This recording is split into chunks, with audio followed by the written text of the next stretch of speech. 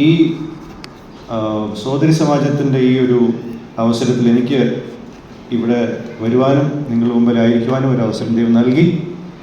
നമ്മൾക്ക് അല്പസമയത്ത് ചിന്തയ്ക്കായിട്ട് സങ്കീർത്തനം 131 നമുക്ക് ആ ഒരു ഭാഗം ചുരുക്കത്തിൽ ചിന്തിക്കാം.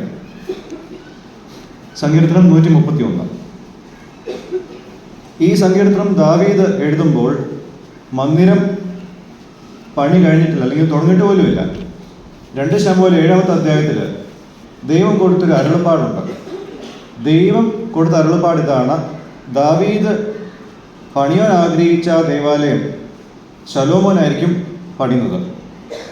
അപ്പോൾ വരുവാൻ പോകുന്ന ദേവാലയത്തിൽ ദൈവത്തിൻ്റെ ജനം ദൈവത്തെ ആരാധിക്കാൻ വരുന്നത് മുന്നിൽ കണ്ടുകൊണ്ട് ആരോഹണ സങ്കീർത്തനമായ ഈ സങ്കീർത്തനം ദാവീദ് എഴുതുന്നു. നമുക്കറിയാം 120-ാം സങ്കീർത്തനം മുതൽ 134-ാം സങ്കീർത്തനം വരെ നമ്മൾ അറിയുന്നത് ആരോഹണ സങ്കീർത്തനങ്ങളാണ്. അതായത് വർഷത്തിൽ 3 തവണ ഇസ്രായേൽ മക്കൾ യെരുശലേമിലെ ദേവാലയത്തിൽ യാഗങ്ങൾക്കായിട്ട് അല്ലെങ്കിൽ ഉത്സവങ്ങൾക്കായിട്ട് പോകുമ്പോൾ പാടുന്ന പാട്ടുകളാണ് ഈ 15 കൂട്ടം സങ്കീർത്തനങ്ങൾ. പെസഹയുടെ നാളിലും പെന്തക്കോസ്ത് നാളിലും അതുപോലെ തന്നെ കൂടായ പെരുന്നാളിലുമാണ് ഈ സങ്കീർത്തനങ്ങളെല്ലാം പാടുന്നത്. ഇവർ ഈ ഉത്സവങ്ങളിൽ പോകുമ്പോൾ 3 കാര്യങ്ങളാണ് ചെയ്യേണ്ടത്. സമയത്തിൻ്റെ ചുരുക്കം കൊണ്ട് ഞാൻ റെഫറൻസ് മാത്രം പറഞ്ഞ് അതിൻ്റെ പോയിന്റുകൾ പറയാം.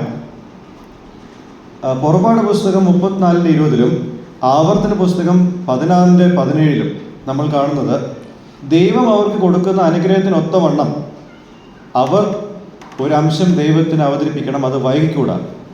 അവർ വെറും കൈയോടെ ദൈവത്തിന് മുമ്പാകെ വരുവാൻ പാടുള്ളതല്ല. അതാണ് ഒന്നാമത്തെ കാര്യം.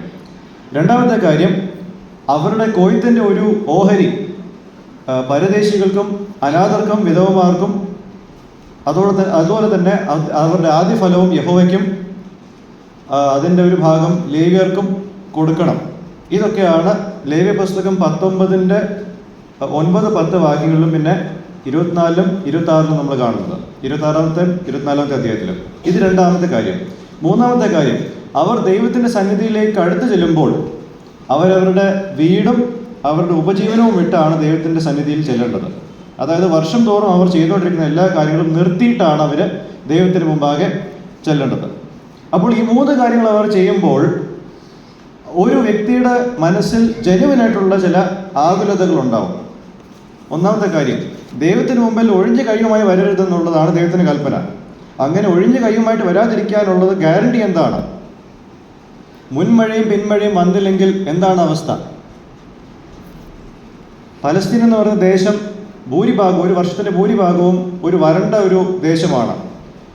ഹെർമോൻ പർവ്വതത്തിൽ വരുന്ന ആ മഞ്ഞിൽ ആശ്രയിച്ചാണ് അവരുടെ കൃഷി മുഴുവൻ പോകുന്നത്. അതൊന്നാമത്തെ കാര്യം. അപ്പോൾ പ്രവചനത്തിന് അതീതമായിട്ടുള്ള മഴ ഒരു വശത്ത്. അങ്ങനെ ഇരിക്കെ എനിക്കും എൻ്റെ കുടുംബത്തിനും ഉപജീവനത്തിനുള്ള മാർഗം അത് ഉറപ്പുവരുത്തുവാൻ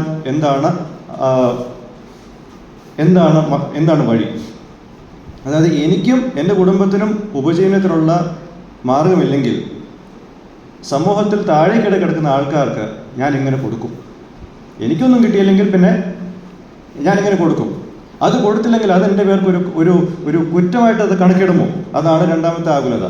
മൂന്നാമത്തെ ആകുലത, 3 തവണ എല്ലാം വിട്ട് ദൈവത്തിൻ്റെ മുമ്പാകെ ഇരിക്കുമ്പോൾ എൻ്റെ നിലങ്ങളും എൻ്റെ കളപ്പുരകളും അവിടെ ആരെങ്കിലും കയറി എന്തെങ്കിലും മോഷ്ടിച്ചാലോ?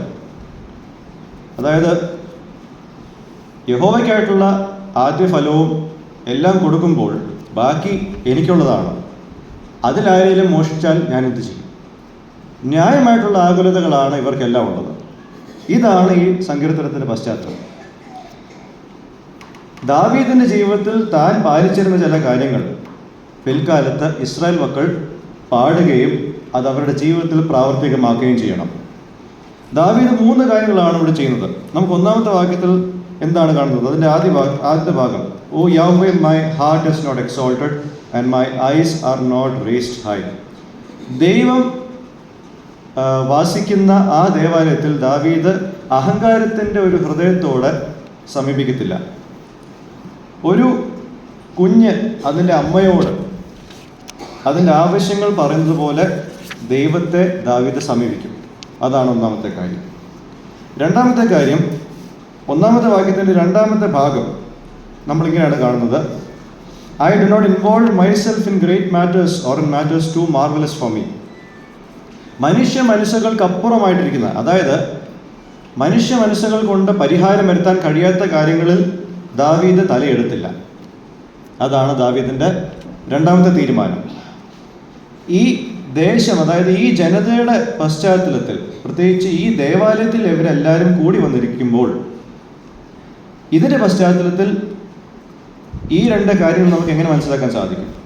ഒന്ന്, വരണ്ട ഭൂമിയായിട്ടിരിക്കുന്ന പലസ്തീനിൽ മഴ വരുന്നതിൻ്റെ സാധ്യതകളെപ്പറ്റി ദാവീദ് ആകുലപ്പെടുന്നത് നിർത്തും. എന്തുകൊണ്ടാണ് ഇനി ഈ കാര്യത്തിൽ ദാവീദ് ഒരു ആകുലവും പ്രകടിപ്പിക്കാത്തത്? ദാവീദിനറിയാം, ഈ ദേശത്തെപ്പറ്റി ദൈവം അബ്രഹാമിനൊരു ഉടമ്പടി ഉൽപ്പത്തി 12 ചെയ്തിട്ടുണ്ട്.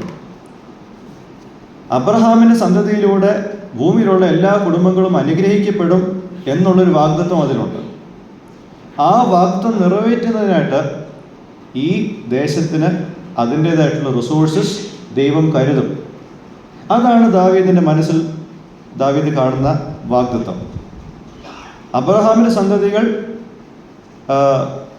കടൽ തീരത്തെ മണൽ പോലെയും ആകാശത്തിലെ നക്ഷത്രങ്ങൾ പോലെയും അസംഖ്യമായി തീരുമെന്നുള്ള ഒരു വാഗ്ദത്തം ഉള്ളതുകൊണ്ട് ആ കാര്യം നടക്കുന്നവരെ ഈ ദേശം ദൈവം നടത്തിക്കോളും. ഈ കാര്യം നടത്തുവാൻ ദൈവം വിശ്വസ്തനാണ്. He is faithful to make it happen. അതുമാത്രമല്ല, ലേവ്യ പുസ്തകം 26:3-4 നമ്മൾ വായിക്കുന്ന പോലെ, ദൈവത്തിൻ്റെ വഴികളിൽ നടക്കുകയും ദൈവത്തിൻ്റെ കൽപ്പനകളെ പാലിക്കുകയും ചെയ്താൽ ഈ ദേശത്തിന് ആവശ്യമായ മഴ അതിൻ്റെ തക്ക സമയത്ത് ദൈവം കൊടുത്തിരിക്കും എന്നുള്ള ഒരു വാഗ്ദത്തം നമുക്ക് കാണാൻ സാധിക്കുന്നുണ്ട്. അപ്പോൾ ഇവരനുസരിച്ചാൽ മതി, ബാക്കി കാര്യങ്ങളൊക്കെ ദൈവം നോക്കിക്കോളും. 2, തനിക്കും തൻ്റെ കുടുംബത്തിനുമുള്ള ഭക്ഷണ പദാർത്ഥങ്ങളുടെ സ്റ്റോറേജിനെ പറ്റിയുള്ള കാര്യവും താൻ ചിന്തിക്കുന്നത് നിർത്തി. പ്രത്യേകിച്ച് മറ്റുള്ളവരോടും ദൈവത്തോടുള്ള തൻ്റെ കർത്തവ്യം ചെയ്യുമ്പോൾ എനിക്കും എൻ്റെ കുടുംബത്തിനും എന്തെങ്കിലും ഉണ്ടാകുമോ എന്നുള്ള കാര്യം ചിന്തിക്കുന്നത് ദാവീദ് നിർത്തി. കാരണം എന്താ?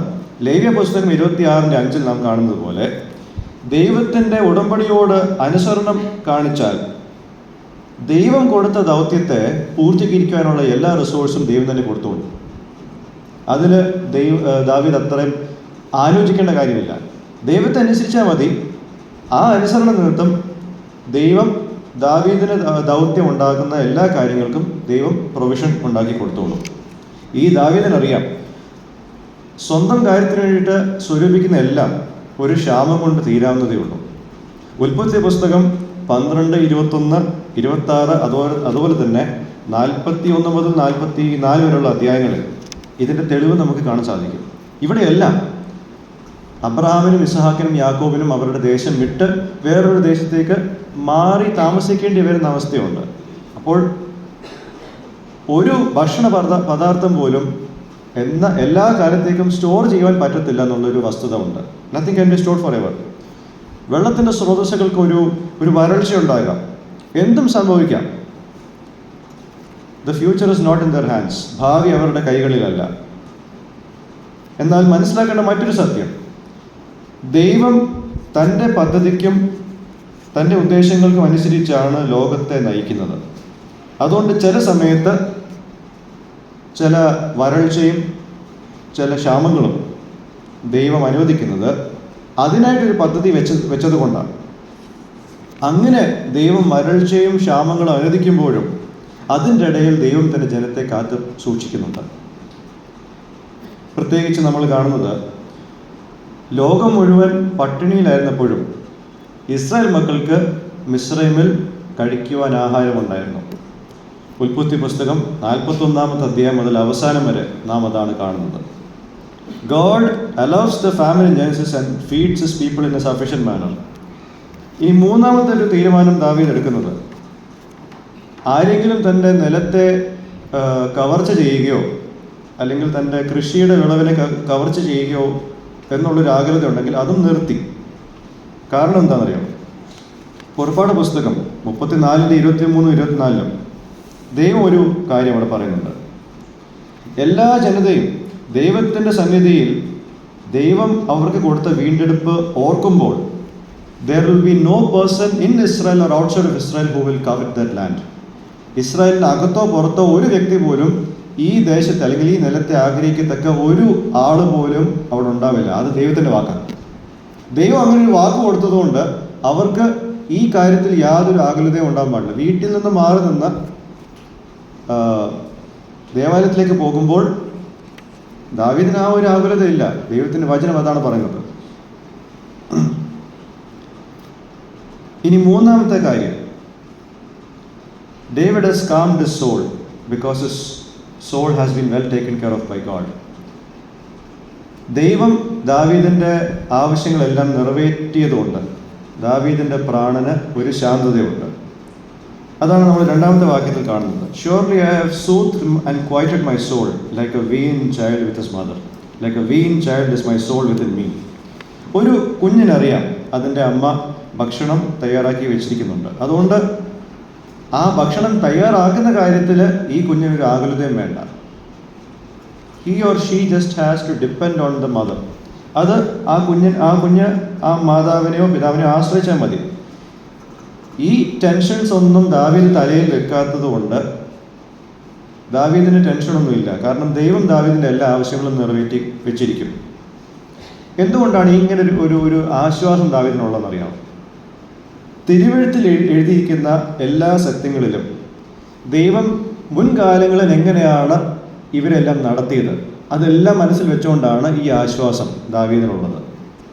അപ്പോൾ ഒരു പാഠം എന്ന നിലയിൽ നമുക്കും ഇസ്രായേൽ മക്കൾക്കും ചില കാര്യങ്ങൾ ദാവീദ് എഴുതുന്നുണ്ട്. എന്താണ് ആ പാഠം? നമുക്ക് മൂന്നാമത്തെ വാക്യം കാണാം. O Israel, wait for Yahweh from now until for ever. O ഇസ്രായേലെ, യഹോവയ്ക്കായിട്ട് ഇന്നും എന്നേക്കുമായിട്ട് കാത്തിരിക്കുക. അവരുടെ ജീവിതത്തിൽ ലെജിറ്റിമേറ്റ് ആയിട്ടുള്ള കൺസേൺസ് ഉണ്ട്. അതായത് സാധാരണ ഒരു വ്യക്തിക്ക് ഉണ്ടാകുന്ന എല്ലാ ആകുലതകളും അവർക്കുണ്ട്. ഓക്കെ, പ്രത്യേകിച്ച് ആ സമൂഹത്തിലെ മറ്റ് അംഗങ്ങളോട് കൂടിയിട്ട് ദൈവത്തെ ആരാധിക്കാൻ വരുമ്പോൾ ഈ കാര്യങ്ങളെല്ലാം വളരെ ലെജിറ്റിമേറ്റ് ആയിട്ടുള്ള കാര്യങ്ങളാണ്.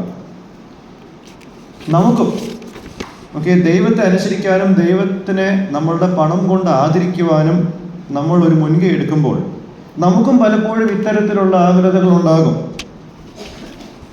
നമ്മളുടെ സമയം, പണം, അതുപോലെ മറ്റ് റിസോഴ്സസുകളുമുണ്ട്. നമ്മൾ സഭയുടെ കാര്യങ്ങൾക്ക് മുൻഗണന കൊടുക്കുമ്പോൾ നമ്മളുടെ പഠിത്തത്തിൻ്റെ കാര്യം എന്താകും? What about our education?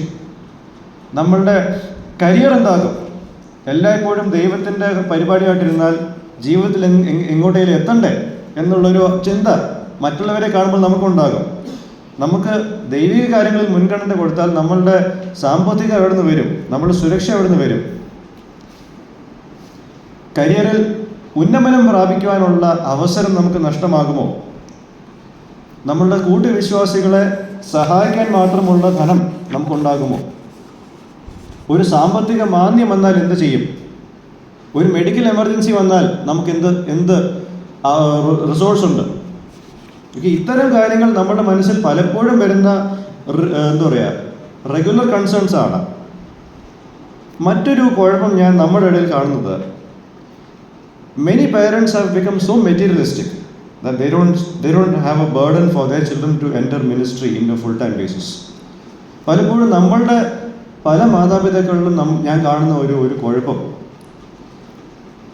അവരുടെ മക്കൾ പൂർണ്ണസമയ വേലയ്ക്ക് പ്രവേശിക്കാൻ ഉള്ള ഒരു ഭാരവും അവർക്ക് ഇല്ലാത്ത രീതിയിൽ അവർക്ക് അത്രത്തോളം ഒരു സാമ്പത്തികത്തിൻ്റെ ഒരു മാത്രം ചിന്തയിൽ മാത്രം മുന്നോട്ട് പോകുന്ന കുറേ വ്യക്തികൾ എനിക്ക് കാണാൻ സാധിക്കും നമുക്ക് ചുറ്റും.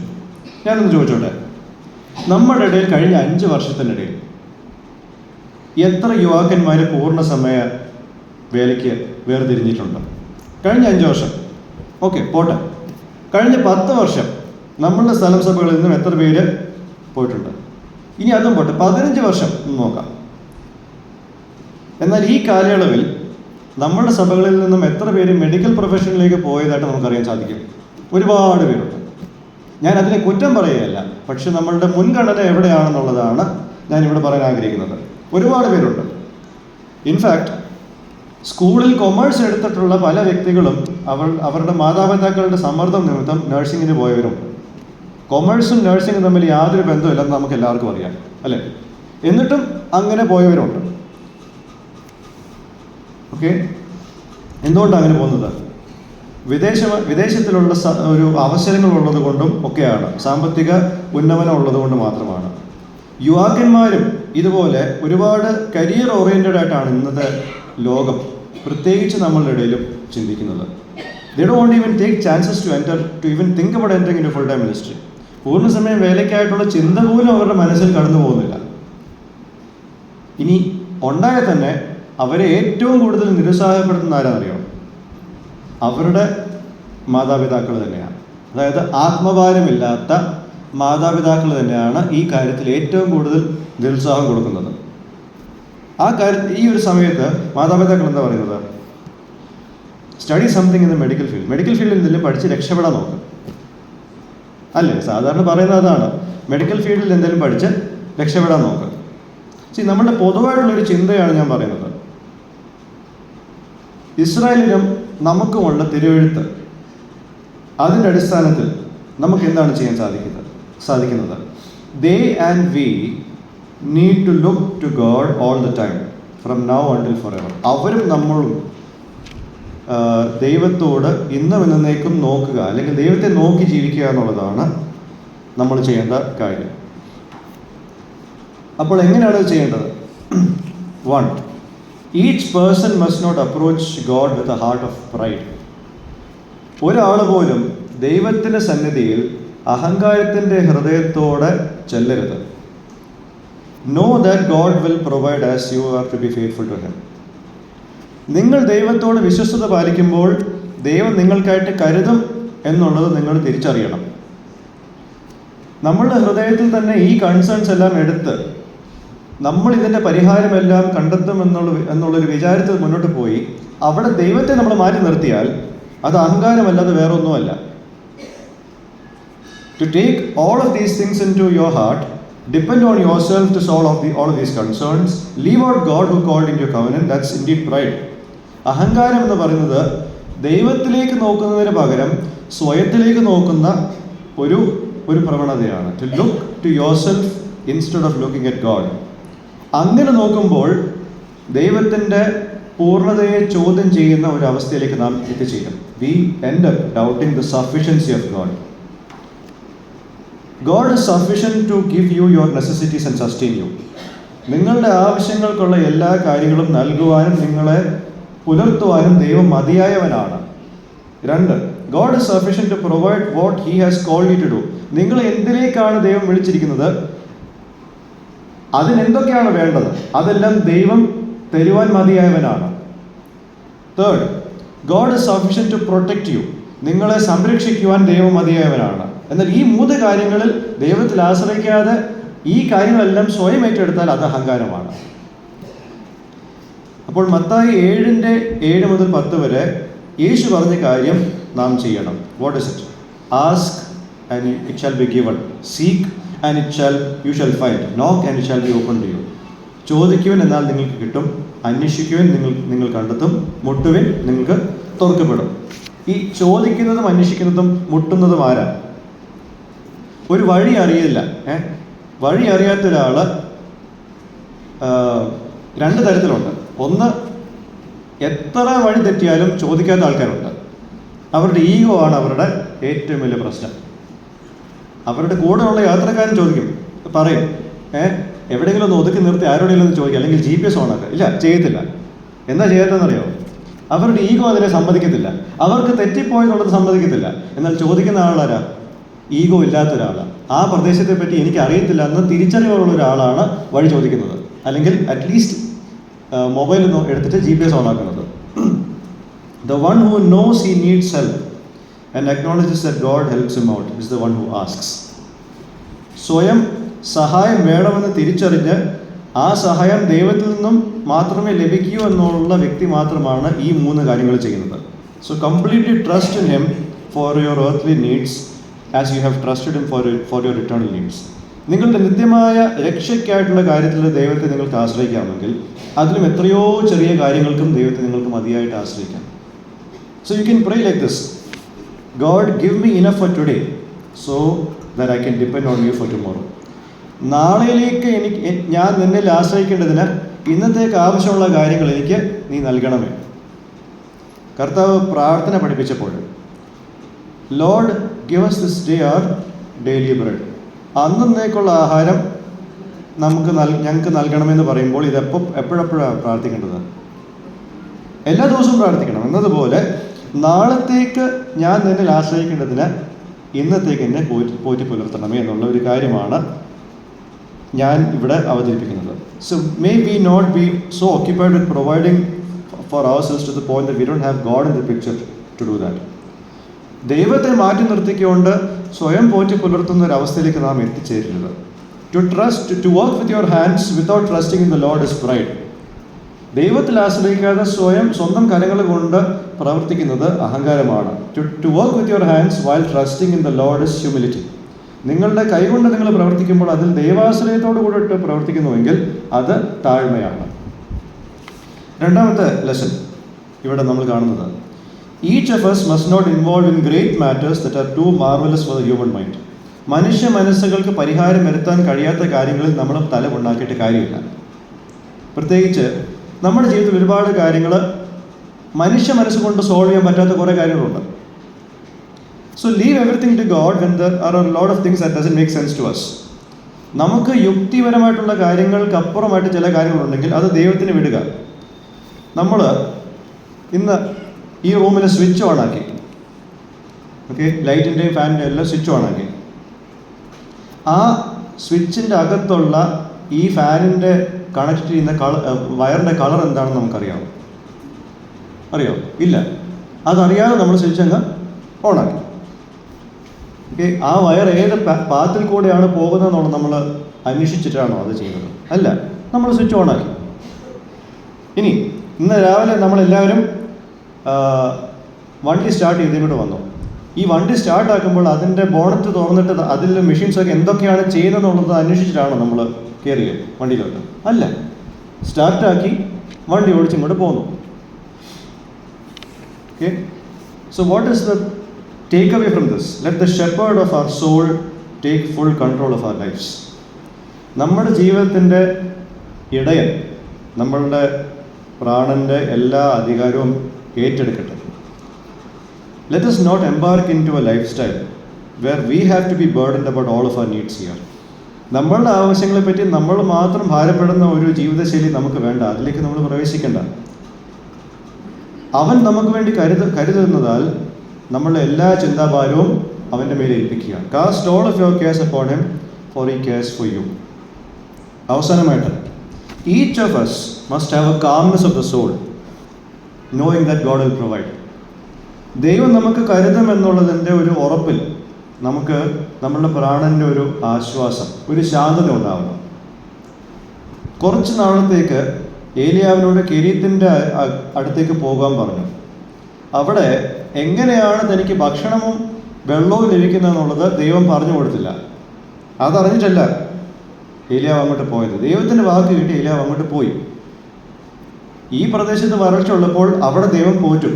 അവിടെയും തീർന്നപ്പോൾ സരഫാത്തിൻ്റെ അടുത്തേക്ക് ചെല്ലാൻ പറഞ്ഞു. അവിടെയും പോയി. ഏലിയാവ് അത് തന്നെയാണ് ചെയ്തത്. He had a calmness. ഇത് തന്നെയാണ് നമ്മളും ചെയ്യേണ്ടത്. He knows all of our needs even before we ask him. നമ്മൾ ചോദിക്കുന്നതിന് മുമ്പ് തന്നെ നമ്മളുടെ ആവശ്യങ്ങളെല്ലാം അറിയുന്നൊരു ദൈവമാണ് നമുക്കുള്ളത്.